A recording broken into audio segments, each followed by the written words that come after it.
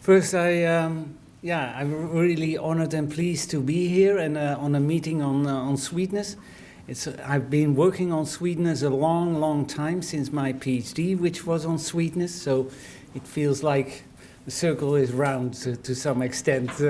Talking today about sweetness and health. It's also when I did my PhD, the issue of sweetness was highly prevalent, there was a strong societal discourse about sweetness as being very bad, and then after my PhD in the 1990s, the attention drifted towards fat, and of course, for I think about 2 or 3 decades, the attention of nutritionists was focused on fat, but now it's back on sugar again, and the whole societal discourse is on sugar, and fat seems to be healthy and sugar seems to be bad, and 20 years ago it was the other way around. So it's interesting times.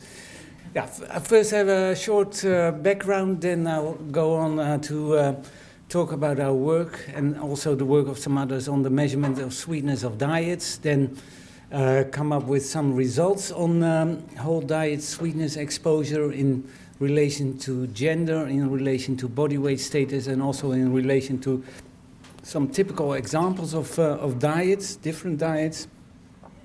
Then I'll finish up with some work that we did ourselves on sweetness and satiation and the regulation of energy intake, and then I'll conclude with some work to be done. First, the background, we discussed that already in earlier talks. I think in the society you have the narrative that you need to cut down on sweetness, then you will lower your preference for sweetness, that will cause a lowering of sugar intake, that will lead to a lower energy intake, and then the prevalence of obesity will go down and the problem is solved.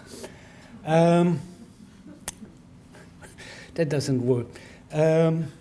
But I think in the end, little is really known, and Catherine also showed that in her talk. I do think we do know a number of, or I think there's reasonable consensus in the scientific community about sweetness in general. I think there's pretty much agreement that sugar-sweetened beverages lead to an overconsumption of energy intake, and in the end also to a higher prevalence of obesity. I think there's also quite some data to suggest that low energy sweeteners help controlling energy intake. Of course, there are also lots of people who disagree with that, but I think when you look at systematic review and meta-analysis in the literature, I think there's pretty much consensus about it. What I also think is there's a lot of consensus about is there have been a large number of studies comparing obese and overweight people, comparing sweetness perceptions and sweetness preferences to normal weight people. And I think that work started in the 1980s already, and it continues up until this day. And I think most of these studies show that obese and normal weight people have similar sweetness perceptions and also similar sweetness preferences.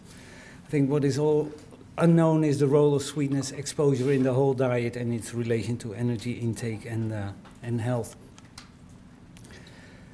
Can you measure the sweetness exposure of a whole diet? Can we do that in a reproducible, in a reliable way, and can we do that across populations and across countries and different cultures? I think the answer is yes. There's still a number of issues to be solved, and it's a lot of work, but I think in the end it can be done. I'll start off with a slide from my own dissertation about 30 years ago. This is showing the interaction between glucose and fructose in mixtures. And I'm not going to discuss the mixture interaction between glucose and fructose. This is in watery solutions, but I think this slide shows that you can measure sweetness in a very accurate way, in a very precise way. If you do it carefully enough, then you can very carefully construct psychophysical functions for fructose and glucose and all these mixtures. And this is actually differences in intensity compared to water, but I won't discuss the interval or ratio scale properties of this scale. But I think what you can see is that you can measure it quite accurately, and you can also detect subtle differences in perceived sweetness intensity in an accurate and reproducible way.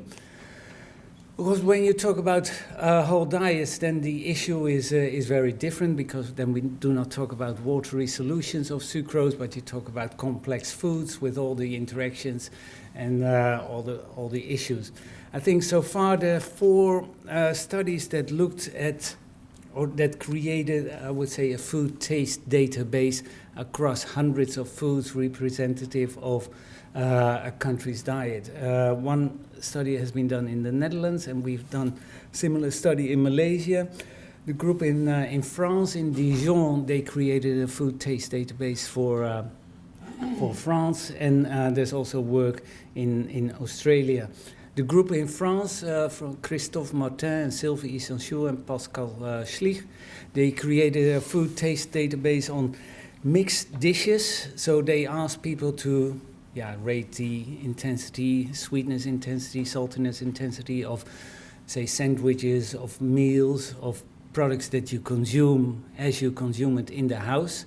And they did that with a trained panel of about 10, 15 people who consumed these foods across, I think, a number of weeks or months. And in the end, they consumed in total 590 foods. And they created the taste database with the basic tastes and also fat sensation. We did it slightly differently. We asked people, we trained a panel in the Netherlands and Malaysia.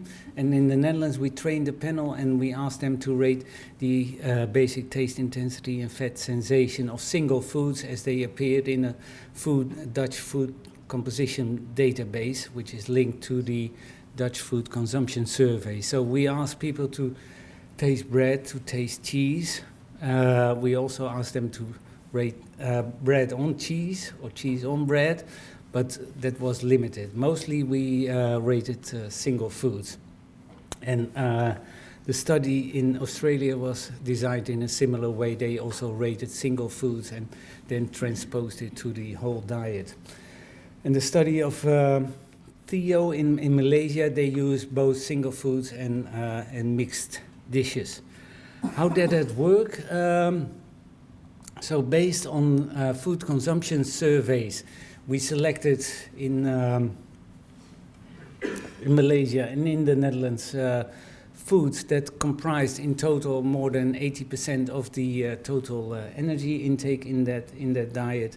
And we did it on the basis of the food consumption surveys done in Malaysia and in the Netherlands.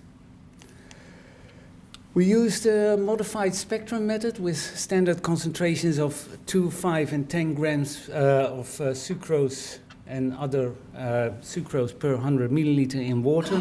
And we also added reference points on a visual analog scale of about 100 milliliter. So here you see the Dutch version of that scale, where we start with water, then R1 is 2 grams per 100 milliliter, R2 is 5 grams, and R3 is 10 grams. And we started with training the panel with simple solutions, and then we gradually made it more difficult with solid foods, with more complex foods. And in the end, we also had 5 reference foods on the scale. This is simple biscuits, this is vanilla custard, this is cake, this is marshmallows, and this is very sweet. This is condensed milk from Friesland Campina with, I think, about 60 or 70% of sugar in it, which is really, really sweet. So we trained the panel on this scale, and you train them until they become reproducible to a certain extent, and then we went on to scale all the foods, all the other foods. And we did that with a Dutch panel and with a Malaysian panel, and you can ask yourself the question, well, do the Dutch panel and the Malaysian panel, if you rate identical foods, do they come up with identical answers regarding the sweetness, the saltiness, the fattiness? And the answer is roughly yes. They are still humans, but this is the sweetness value of about 19 foods, identical foods, scored in Malaysia and scored in the Netherlands by the Dutch panel and by the Malaysian panel. And yeah, they not perfect, but well, close. So you see some deviations, but I think you can show that if you train a Dutch panel and train a Malaysian panel and give them identical foods by this method, you get more or less identical answers.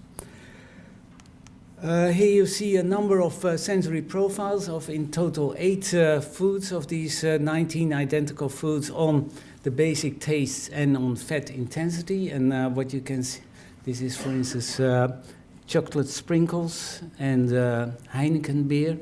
You see that these profiles of the Dutch and Malaysian panels, they overlap to a large extent. They are not identical, but yeah, I think they are fairly reliable and yeah, so not perfect, but good enough in order to go further and to look, I would say, at the taste intensity of a whole diet. I'll show you some data of different on these taste databases. This is a relationship between sweetness and different nutrient contents in the different food taste databases. Well, in the Netherlands, in Malaysia, in France, and in Australia, where we show that there's actually no correlation between sweetness intensity and calorie content. We would have expected so, but that's not the case. There is a relation between rated sweetness intensity and carbohydrate content across the food supply, and of course between sweetness content and sugar concentration is what you would expect, of course, but there's an inverse relation with sweetness and protein, sweetness and fat sensation, and sweetness and sodium concentration. I like this slide. This is the distribution of sweetness intensities across these hundreds of foods in France, in Malaysia, and in the Netherlands. And for me, it's quite striking that you see that these distributions are not identical, but they are more or less similar. And what's also striking for me is that these sweetness intensities are not that high. If you compare it to the possible range of sweetness intensity going from water to sickeningly sweet to a very high intensity, I think these ranges are, I think the possible scale would probably be up to 150 or something, but you don't see that. People don't consume foods which are above 100 on this scale. So I think and a similar thing applies for saltiness. I think when you look at the saltiness range of the foods consumed in these countries, these are also fairly narrow compared to what you could achieve with adding or salt in the diet. So then you can go on and to look whether can you characterize the sweetness of a whole diet. We did that in the Netherlands in a particular way.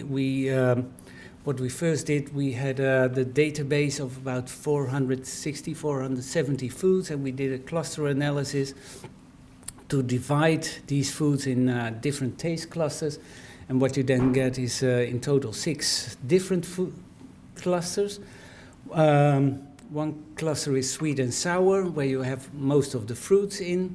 Then you have a group which we named neutral, like bread and potatoes and rice and pasta, which don't have a very sweet taste, neither very umami or salty or fatty, and they are neutral in many respects. Then we have a cluster with fat taste, like mayonnaise, a small cluster with bitter taste, like coffee, but also beer is in that group. Then you have quite a big group of salt, umami, fatty taste, and in the Netherlands it's typically things like cheese, but also crisps and other foods. And finally you have a sweet fat cluster, which I think prototypical example is chocolate, which is fat and sweet. And what you can do then is to link the intakes of these clusters and link that to individuals in the in the food consumption survey, and then you can look at the contribution of the different taste clusters to the total energy intake of these groups of people, like men and women, people with different weight status, and that's the way you can calculate these intake. We did that with the Dutch food consumption survey, and we also have access to dietary assessment methodology study, where we compared dietary recalls with food frequency measures, and we did similar analysis with the dietary recall and with the food frequency, and we end up with similar results there. But I'll show you first the results of men and women of both the food consumption survey and the dietary assessment methodology study, where we show that women in general have slightly higher contribution of sweet, sour, and sweet fatty foods to the total energy intake of these diets. And that's what we see in the food consumption survey, but also in that methodology study. So these are two independent samples, but we actually obtain similar results. And also the food frequency study in the dietary assessment methodology study yielded similar results in the sense that women consume more sweet foods than men. This is the relationship with weight status and the intake from sweet fat and sweet sour foods. And what this shows is that obese, overweight people consume slightly less sweet foods compared to normal weight people. So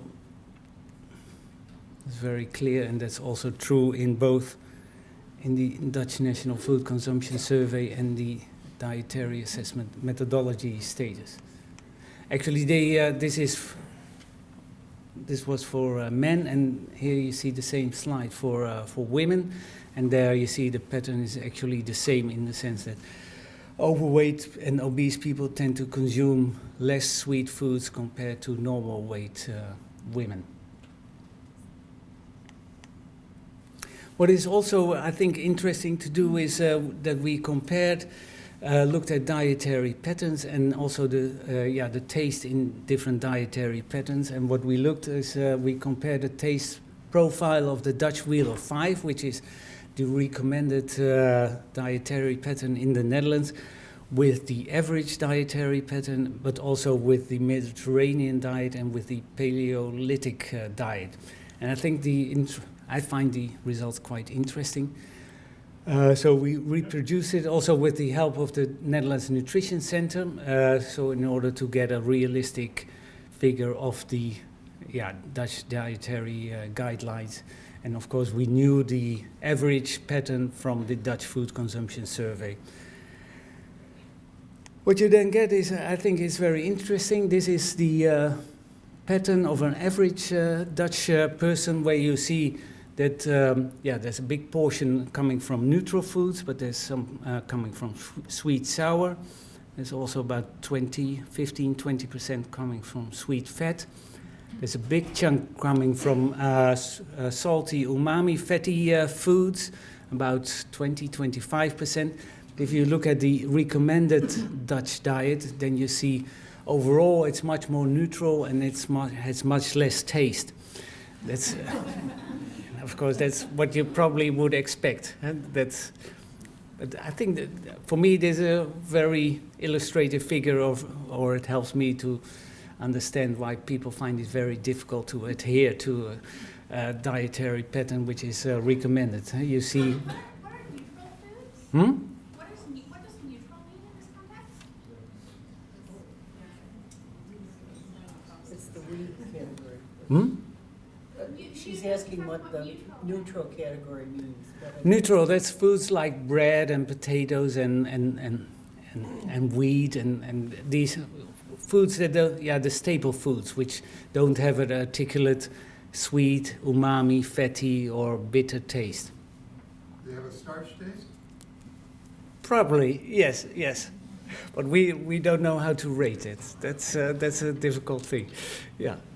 No, but it's typically all those foods which you combine with others, I would say. like bread and potatoes and rice and things. The Paleolithic diet looks much more, in comparison, it looks much more to the average taste pattern in the Netherlands. So probably maybe more attractive. I'll go on with a few studies that we did. Of course, one of the issues on sweet taste is also that sweetness promotes energy intake, or that's one of the narratives. And we looked at that a couple of years ago in one study. I must say, I almost forget about this study until this issue came along on sweetness and satiation, and then I realized we did that study about 10 years ago, where we looked at two different meals, a rice meal and one which was made savory with herbs, so that you get a kind of, and in the Netherlands we call it nasi goreng, kind of Indonesian type of flavor, really savory. And the other rice meal, we made it with vanilla, that you can kind of rice dessert with cinnamon and that type of stuff. But what you then really can do, you can have the texture is equal, of course the macronutrient content is equal, fiber, energy density, everything is equal except one meal is very savory and the other meal is very sweet. And we just compared ad libitum intakes between these two meals, and we had three different methodological setups with different types of appetite ratings and questions asked in between the meal before and after. So this was done with 64 persons, and if you then look at the results, then what you actually see is that the intakes of the sweet and savory meals are identical. And so this is, in total, this is 180 subjects, exactly the same. So the energy intake or grams intake, whether it's from sweet or savory foods, when they're equally palatable, similar texture, similar macronutrient content, nothing happens in terms of energy intake. I think the texture is much more determinative in driving intake than the taste. We also, a few years later, we looked at more satiety and the effect of either having people to consume a totally sweet diet or a totally savory diet or something in between for one day. And then we looked at, we started one day at lunch. We gave them only sweet foods for the rest of the day and also for the next breakfast and the next morning snack. And then we ended up with an ad libitum lunch. And so we looked at whether the taste of the diet had an effect on the lunch ad libitum intake one day after. This was done with about 39 subjects. And we measured appetite for something sweet, appetite for something savory, and ad libitum intake at lunch 24 hours after the start. And what you can see is, I think what you would also expect, this is appetite for something sweet. And with a sweet diet, it goes down, and with a savory diet, it stays constant. And after one day on a sweet diet, people really get some appetite for something savory. And of course, it's also the other way around. If you give people, if you ask for appetite for something savory, when you give them a savory diet, appetite for something savory goes down, but the appetite for something sweet stays up. And after one day, people consuming only savory foods, they really get appetite for something sweet. So I think people seek a balance in their diet, seeking savory and sweet foods, and that's of course the phenomenon of sensory-specific satiety, which is, I think, very, very strong. If you then look at the intake, ad libitum intake of that lunch after one day, you also see no effect in total energy intake, but you do see a shift from sweet foods towards savory foods. So after the savory diet, people consume less savory foods and more sweet foods, and after the sweet diet, it's exactly the other way around. So I think there's a strong sensory-specific satiety effect, but there's no evidence that sweetness in itself promotes intake. And I think when you're exposed to a sweet taste, yeah, you get also satiated for that taste, and you also get a full feeling. So the idea that, and I think everybody would understand that if I give you a sweet diet for 24 hours or for 48 hours, you will get bored with it very quickly. So if you are on a sweetness-only diet, I think that will be also very effective for weight loss, because you get sick of it after some time. So the idea that sweetness promotes intake, I think that, yeah, there's no evidence for that.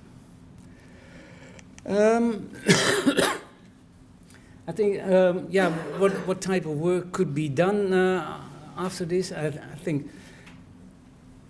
think you can determine the sweetness of a diet in a fairly accurate way. I think there's various ways to do it. In the study of Lees et al., David Cox and Camilla Swartz, what they did, they looked at the frequency of foods and the grams of foods, total intake, and they multiplied that by the intensity, and they added up all these numbers, and then you get a kind of overall sweetness exposure in the diet. I think that's a sensible way to do it. We first did it into taste clusters, divided the foods into taste clusters, and then calculated the contribution of these taste clusters to energy intake. That's more a nutritional perspective, for which I feel quite familiar with and comfortable with. For me, I think that what I would think would be probably the best way to do is to get a kind of measure of the intensity of sweetness of all the foods that people consume, and then also look at the duration of consumption that people have for these foods. And I think eating rate has a very important role in that. You can have, for instance, yeah, with fruits it's very clear. You have apples or apple juice, but of course the sweetness exposure to apples is much, much longer than the sweetness exposure to apple juice. And while the sugar content and the total sugar intake is, of course, more or less the same, but the exposure time to the sweetness can vary by maybe a factor 10 or 15 when you eat apples or when you consume apple juice. So I think you have to take the duration of sweetness exposure into account when you want to calculate the overall exposure to the diet. But that's quite some work, but I think it's doable to do. Yeah, what can you do? I think possibly a way forward would be to standardize sweetness measurements across countries or across different groups, relate that to food composition tables and also to food consumption surveys. I think that, of course, here in America you have the NHANES study, which is probably linked to food composition table here in America. And I think if you have a sensory panel, then you could fill that food composition database with taste values, and you can link that to the enhanced data of consumption, and then you can come up with, I would say, the sweetness intensity of the American diet. I would be very curious to see whether, because there are all types of stories that sweetness in America is much bigger than in Europe, but we don't have the data. But I think we should have the data to verify that and to make up conclusions. And I think what could also be done is to carry out more controlled nutrition intervention studies in which you vary, I would say, the sweetness part of that diet and look at ad libitum energy intake. I think that's also doable to do. Of course, that's also a lot of work, but I think you can answer the question that whether sweetness has an effect on energy intake or not. And I think that's also doable to do. And of course, you could carry out these nutrition intervention study. You could do it short-term, much more controlled, where you have people in-house and feed them and record every food item that they eat. Or you could do it less extensively, like the two studies that are currently going on or set up, where you do that for a much longer time, but you are less precise in your in measurement and control. But I think both are feasible, and doable. So I think, yeah, in order to rationalize this discussion, I think it would be worthwhile to proceed with this type of work. And it looks very exciting to me to answer these questions. And I think we will be able to answer these questions in a reliable way. I'm quite certain about that. But I do think that everybody would know that if you have a very high sweet diet, yeah, that won't promote, I would say, a very high energy intake. So, yeah, but, well, the societal discourse is, of course, different, but we need to provide scientific evidence to, rationalize that discussion so that all this crap doesn't enter into food policies, huh? Because then we are further away from home, and I don't think that's good. So, thank you.